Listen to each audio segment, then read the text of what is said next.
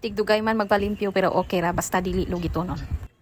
Dili tanan kuko kinahanglan idiplugit. Kay as manicurista, dapat kabalo ka sa rataman. Ay mga kakudkud, ani ana punta karon sa lain nga cleaning session.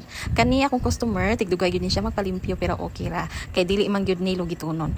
Kung tan-awon nato iyang kuko, ang babaw ra gyud nga part ang naay mga dry skin. Mao na nga nag-focus lang ta diha. Hinay-hinay ra, dili kinahanglan idiplugit. Importante kaayo nga isip manicurista kahabalo gyud ta asara taman ang limit sa kuko ni customer. Dili ta basta-basta mukuhit og lawom kung dili kinahanglan kay basin makasamad o mairita ang cuticle. Maong akong ginabuhat mga kakudkod, kalma lang, limpyo nga way sakit. Ang goal nato kay limpyo, nindutan awon og comfortable si customer sa proseso. Dili man kinahanglan pero may magpalimpyo, basta consistent lang ta. Once in a while, okay ra, labi na kung dili pud kaayo lugitonon. Pero syempre, nice gihapon nga ma-maintain nato ang kahinlo sa tiil ug kuko. So mao ni siya mga kakudkod, light cleaning lang ta today pero satisfying gihapon tan-awon kay nakuha nato ang mga dry skin sa ibabaw. Always remember, gentle hands, clean results. See you sa sunod na ko nga mga kudkod session.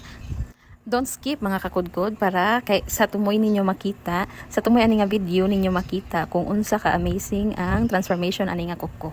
So that's it. Don't forget to follow, like and share. Enjoy watching.